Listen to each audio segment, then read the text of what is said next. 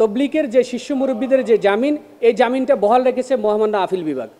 প্রিয় সাংবাদিক বন্ধুরা, আপনারা জানেন যে দাওয়াত তবলিগের মেহনতে যে দীর্ঘ প্রায় 100 বছরের ইতিহাসে সবচেয়ে অনাকাঙ্ক্ষিত অনভিপ্রেত একটা ঘটনা বিগত 17 ডিসেম্বর রাত্রে 18 ডিসেম্বরে টঙ্গীর তুরাগ তীরে ইজতেমার ময়দানে ঘটেছে। ওই ঘটনাকে কেন্দ্র করে উভয় পক্ষের মধ্যে, বিবাদমান উভয় পক্ষের মধ্যে একটা অনাকাঙ্ক্ষিত ঘটনা ঘটে। সেই ঘটনাকে কেন্দ্র করে আপনার 4 জন লোক নিহত হয় দুই পক্ষেরই। কিন্তু অতিশয় দুঃখের বিষয়, এক পক্ষের মামলা নেওয়ার পরেও অন্য পক্ষের কোনো মামলা নেওয়া হয় নাই। যেই পক্ষের মামলা নেওয়া হয়েছিল সেই পক্ষের আপনার মামলার আসামি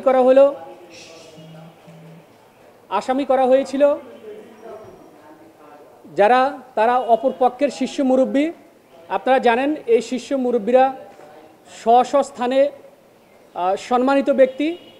অ্যাকচুয়াল ওই ধরনের কোনো অনাকাঙ্ক্ষিত ঘটনার সাথে ওনারা কখনোই জড়িত ছিল না।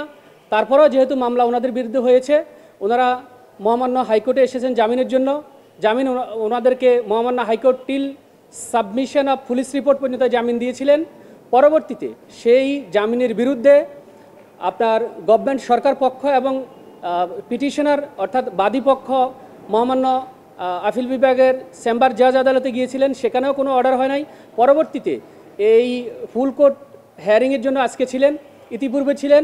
যেহেতু বিশ্ব ইজতেমার সামনে ছিলেন, বিশ্ব ইজতেমার পরে ওটাকে এক্সটেন্ডেড করা হয়েছিল, অর্থাৎ স্ট্যান্ড ওভার রাখা হয়েছিল। আজকে মহামান্য আপিল বিভাগের আইটেম নাম্বার 3 ছিল, সেখানে মহামান্য হাইকোর্ট উভয় পক্ষের বক্তব্য শুনে নো অর্ডার দিয়েছেন, অর্থাৎ ওনাদের অ্যাপ্লিকেশনটা ডিসমিস করে দিয়েছেন। অর্থাৎ তবলিগের যে শিষ্য মুরব্বীদের যে জামিন, এই জামিনটা বহাল রেখেছে মহামান্য আপিল বিভাগ। কোটি মানুষের আস্থার ভালোবাসায় 11 বারের মতো দেশের 1 নম্বর রেফ্রিজারেটর ব্র্যান্ড ওয়ালটন। কোর্ট এই ঘটনাটা নিয়ে এতটুকু বলেছে যে এটা এক্সেপশনাল বিষয়।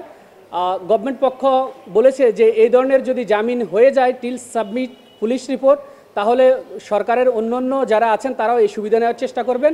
তখন আপনার কোর্টের পক্ষ থেকে বলা হয়েছে যেহেতু এই বিষয়টা এক্সেপশনাল, সেহেতু এই বিষয়টা এভাবেই থাকুক। আর আমাদের পক্ষ থেকে বলা হয়েছে যে ওনারা যেহেতু আপনার পিটিশনারের অনেক লয়ার এখানে আসছেন, কিছু আপনার উচ্চ বাক্য বিনিময় হয়েছে, সেক্ষেত্রে কোর্ট ওনাদেরকে সতর্ক করেছেন এবং বলেছেন যে মহামান্য হাইকোর্টের মর্যাদা রক্ষা করা দ্বারা দায়িত্ব আমাদের সকলের। এখানে উচ্চ বাক্যে অথবা উচ্চস্বরে কথা বলা একেবারে অমার্জনীয় অপরাধ।